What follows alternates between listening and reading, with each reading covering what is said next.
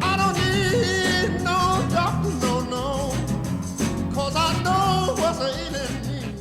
Welcome back to the PI show. Before the break we were talking about medical negligence, and one of the cases that is currently before the courts in New South Wales and has now gone to the High Court. But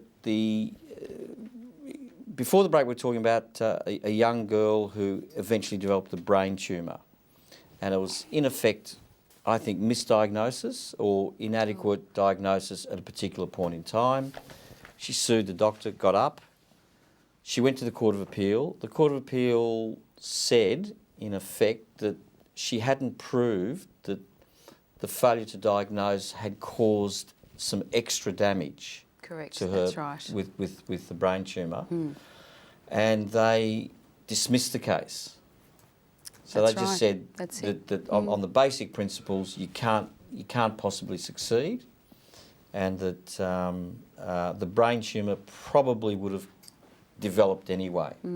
But that's not what she got compensated for by the judge. No. Yeah, she got That's compensated right. for the fact that she lost The a chance of a better outcome. Lost a chance Yeah. of a better outcome. There was in the other two cases there was no talk about the causal link. Yeah. It wasn't caused by the treatment or mistreatment. The fact is the judges looked at could you have got a better outcome, and the evidence was you could. Possibly. But there would have been medical evidence along those lines. Yeah. Because in this case here of GET, they were talking about a 40% chance of a better outcome. That's right. Which produced a 25% 25%. less brain damage. Which, I mean, when you talk about the brain, it sounds like a pretty significant proportion Absolutely. of damage. 25% is pretty high. Yeah. So in effect, they're looking at trying to overturn what we know the law to currently be. is. So the Court of Appeal in New South Wales is maybe establishing different law, and Look, if it goes against the plaintiff, you'd think it'd go further.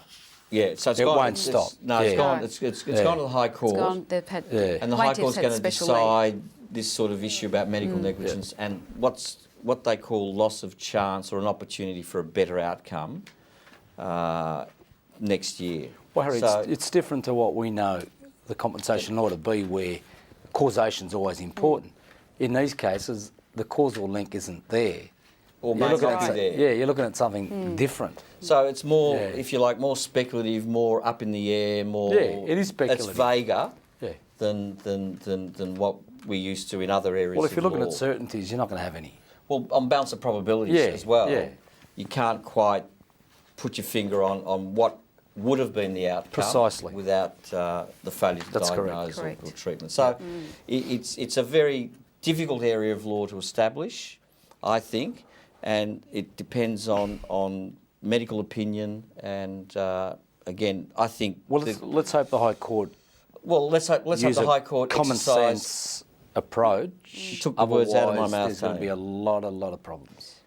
Let's hope the courts exercise common Yes. sense. Yep. So it's a matter of common sense that if you don't diagnose something early and it develops, you're going to have a worse outcome. That's the layperson's. That's exactly what the layperson's. layperson would understand. Yeah. Yes. Now, one other area of law which we were sort of preparing for tonight was the area of cerebral palsy. That is, again, brain damage arising from difficult births where there's an argument that lack of oxygen in some cases can cause brain damage when little babies are A born. sentinel event where there's been hypoxia and ischemia, which is death of the tissue and lactic acid build up and that's a lack number of of other things. oxygen?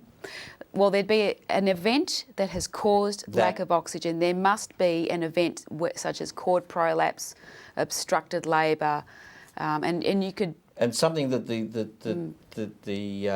doctors or the nurses or the hospital could have done to stop that. Well, close observation of the woman in labour is usually they're monitored with a CTG tracing.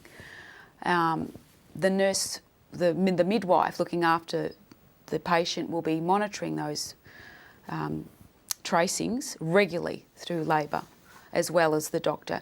But not only the CTG, there are a number of other things they'll be looking at. Blood such pressure. as the blood pressure, the vital signs of the Of patient. how the baby's reacting. That's right.